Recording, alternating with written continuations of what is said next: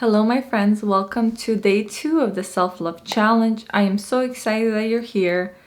In today's video, I will focus on how do we take our power back into our hands and how do we start taking care of ourselves better. So yesterday we focused on why do we give our power away, and it all stems from our childhood.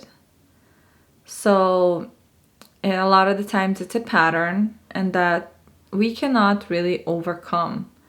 And the only way to actually start loving yourself is to start giving that love, energy, compassion, empathy to your own self, just like you give it to other people. So that means you stop self-abandoning yourself.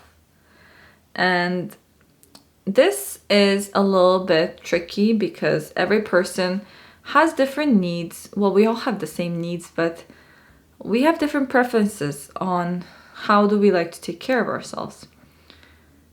So the main thing I wanted to find out is what are your top needs and that are not being met right now by yourself.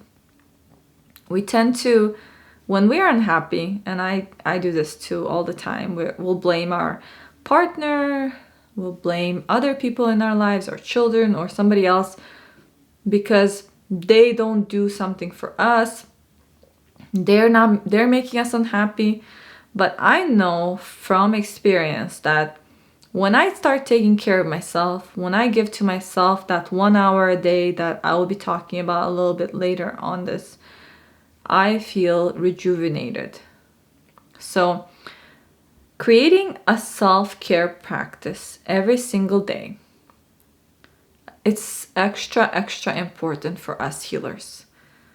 And I know that you may think it's not so important and you can just let it go by and not really put this into practice. But this is crucial for your own happiness and well-being. This is an investment into your health. So I want you to take care of yourself, first of all, physically, mentally, emotionally, right? Psychologically.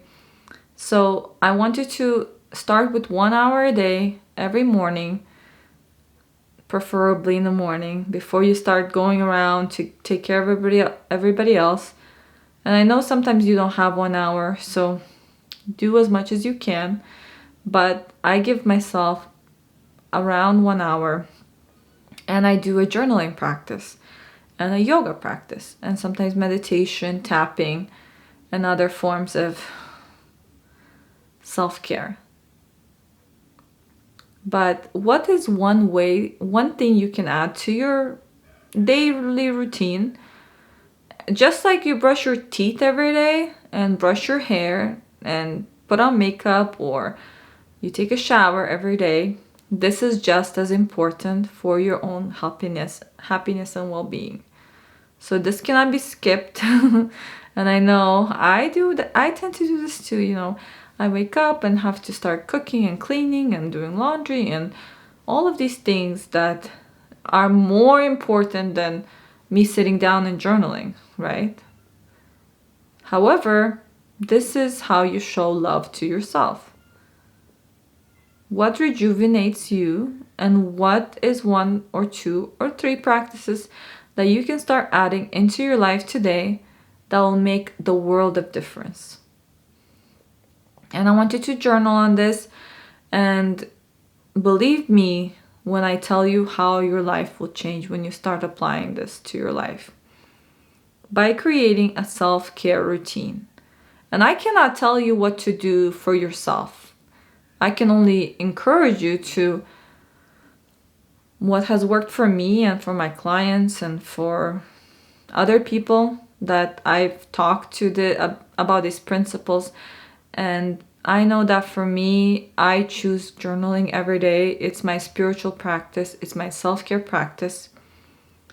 But every person is a little different. So I can't tell you to journal every day, even though that's what I preach usually and tell everybody, please journal.